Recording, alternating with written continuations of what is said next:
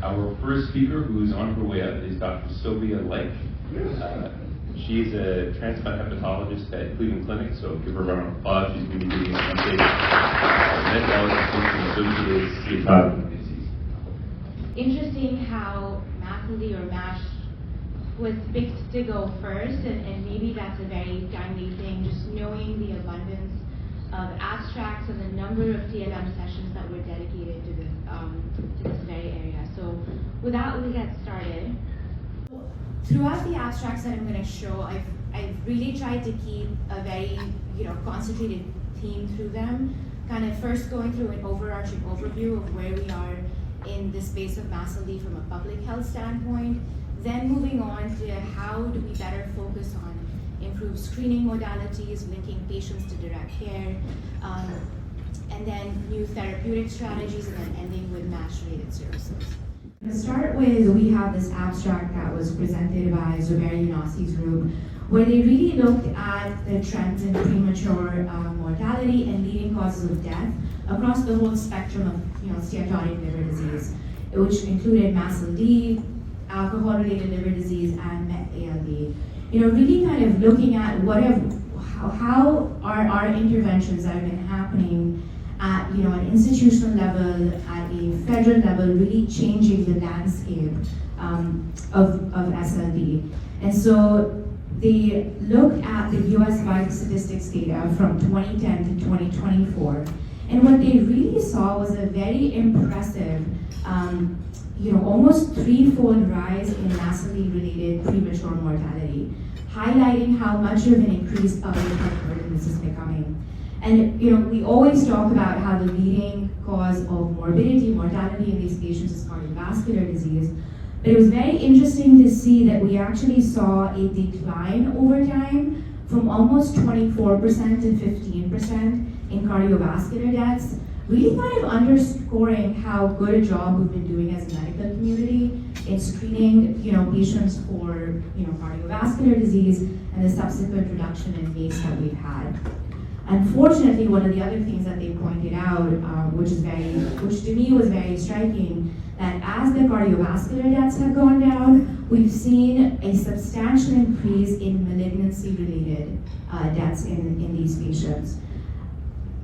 And what this really kind of brings you back to as a medical practitioner is that we need to be thinking of MASLD not as an isolated liver disease, rather as a systemic metabolic dysfunction with significant multi-organ dysfunction and end-organ consequences, including cancer-related mortality. And so with that, next we move on to what do we do from a screening perspective, right? And we know that there's been a lot of work that's been put in by different hepatology societies, endocrinology, primary care, and we just had a global consensus MASLD document that came out, bringing all of these societies together, really emphasizing that what we should be practicing is a sequential approach of FIB4 followed by vibration control transient elastography, but we know that there's limitations within that as well, right? We're trying to teach a whole new group of providers, particularly our primary care colleagues, who are, as it is, heavily burdened with, diagnosing and treating all sorts of diseases, to do this additional step. So is there something that we can do that almost automates this information for them? And so I felt that this particular abstract from the Stanford group was very interesting, where they really looked at how do we enhance steatotic liver disease detection via opportunistic screening. So what this group evaluated was looking at CAT scans that are obtained for various different reasons and seeing if we could apply a deep learning algorithm, which is named COMP-to-COMP, retrospectively to over 18,000 CAT scans that were done, and identify those that had steatotic liver disease just picked up incidentally. And so they analyzed these reports, and what they saw was that the algorithm that they generated really allowed for them to pick up a much higher percentage of SLD cases, as high as 28% compared to what we generally see in radiology reports, reported. If you're lucky, if you're getting a CAT scan for, bowel perforation, that they will make it a point to report, hey, you know what, there's hepatic steatosis as well. And so when intentionally done, it increased the rates from 12% to 28%, which was also much higher than what we see, built in our EMRs under ICD coding, which is typically around 4 to 5%. And so what this really highlights is a major gap. We have the opportunity to identify these patients at different points of contact that the patient is making with our medical institutions. And so being able to leverage that without adding on that additional responsibility to a primary care provider or an endocrinology provider is really kind of how we're going to enhance our number of case identification.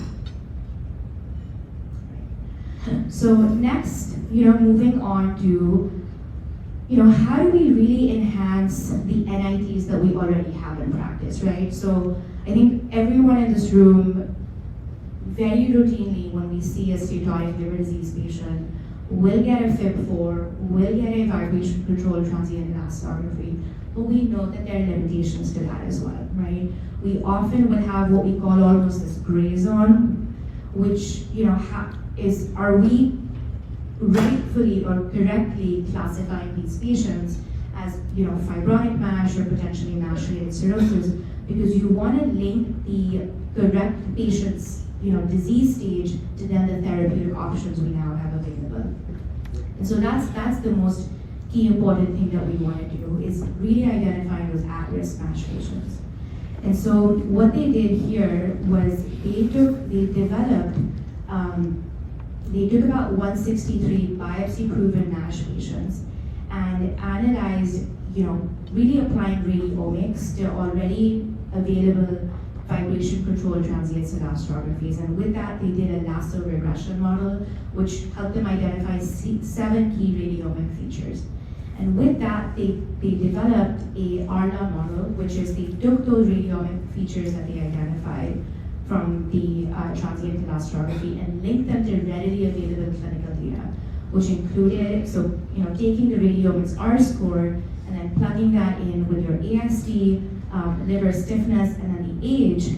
And when they ran this model, the AURC curve was, very, very good, between 0.86 to 0.87, truly outperforming most of the readily available NITs that we have, including the FIB4, the NAFLD fibrosis score, FAST, and AGILE 3+ and 4, and I don't know, Laique, how you keep up with all of them, but I almost, have like the dictionary that I had to make. And so, something that I can, easily do or build into my EMR is kind of what I would love to have. And so the ARLA had a very small race code of 16%, as you can see in this diagram. And so to me, I feel like as, in 2025, we're sitting at the approach of FIB4 followed by, vibration-controlled transient elastography. And I would hope that by 2026, 2027, we're adopting these more sophisticated measures that are just helping us narrow, our patients down.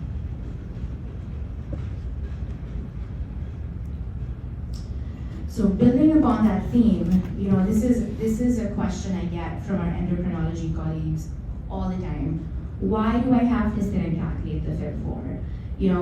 How do I get my patient from endocrinology clinic to get and make an appointment with hepatology to get in, to get a quote-unquote FibroScan done? And I think we as an institution have done or are trying to increase the number of machines that we have. We've tried to make it open access, but again, that is a big rate limiting step. So the question becomes, how do we develop a good biomarker that can just help us identify, these patients, whether that be, patients who have simple steatosis who are at risk of developing MASH, or identifying, patients who have MASH with, moderate to advanced fibrosis.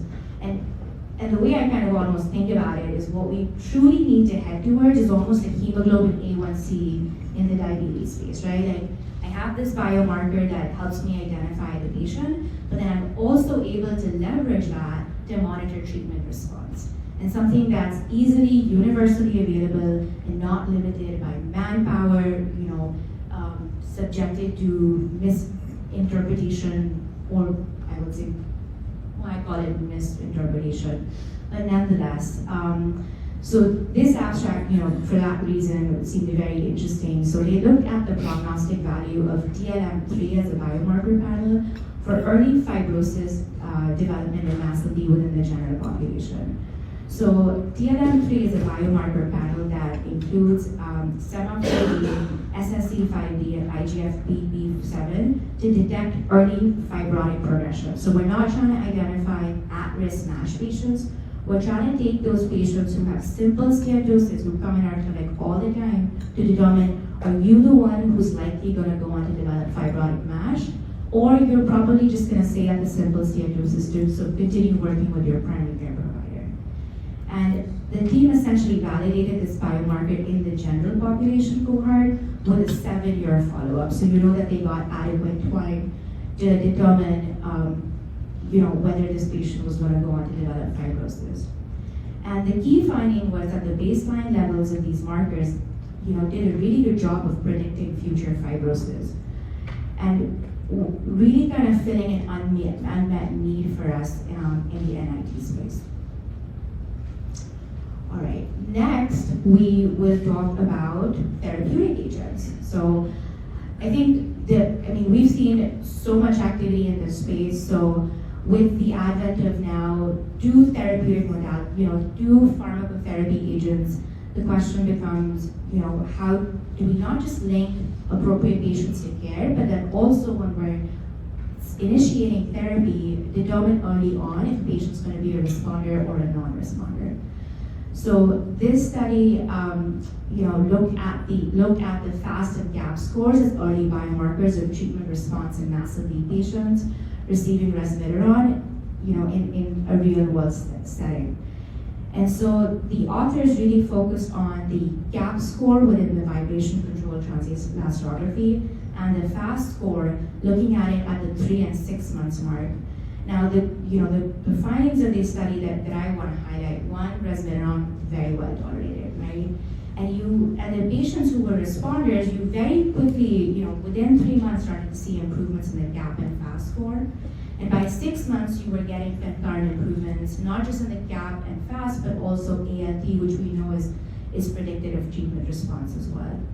And so what this really gives you is a quick and easy practical tool to figure out early on which patient in front of you is going to respond to resmetirom, rather than waiting for that 1 year mark to get follow-up elastography-based imaging, or in some patients, a liver biopsy to truly determine if this was the right treatment strategy for them. So building upon that, we also saw semaglutide get FDA approval this year for fibrotic MASH. And I think this was one of the most talked about abstracts in the space at TLM, including I think one of the late-breaking ones. And I think a lot of the chatter around semaglutide's kind of mechanistic, from a mechanistic standpoint, how it worked in fibrotic MASH patients was kind of just linked to like, hey, it helps patients lose weight, thus the MASH is improving, right? And so what they really did in this was they took the patients from the Essence trial and the initial 800 cohort. They did a sub-analysis of those patients, and they looked at the interaction between your histological response, your transaminases, elastography markers, and how that correlated to changes in weight. And so what they did see that there was in fact a very strong weight-independent effect as well in all of these, which correlated well with histological findings. But additionally, the weight loss amplified the effect. So what that means is in patients who did hit that 10% weight loss mark, the MASH resolution was much higher. So 48 to 72% with greater weight loss, and fibrosis improvement also increased from 27 to 42%. And so my takeaway really from this is that semaglutide works in a dual mechanism capacity. So yes, a lot of the direct hepatic benefits may be driven by weight loss, but there's additional impact outside of that weight loss component as well, really speaking to its disease modifying potential. Next, we're going to move on to MASH-related cirrhosis. I think with all the phenomenal work happening in fibrotic MASH, this is the next group of patients we really need to be focusing on, understanding where the morbidity, mortality trends are heading for our MASLD patients. So this was another real-world evidence study really looking at liver decompensation or transplantation events in patients with compensated MASH in the United States. So they leveraged real-world data using kind of 4 large US claims databases from 2007 to 2022, which included MarketScan, HealthVerity, Optin Clinical Informatics, and one other that I am blanking on the name of. But they were able to kind of gather upwards of 1,400 patients that they evaluated, and it was a time-to-event analysis looking at decompensation or need for transplantation. And it was very striking to see that the cumulative 6-year incidence of decompensation or liver transplant was consistently high across all of the databases, ranging from 24 to 20%, 27%, which is much higher than what we see in clinical trials right now. And what this, I think, really speaks to is, I think,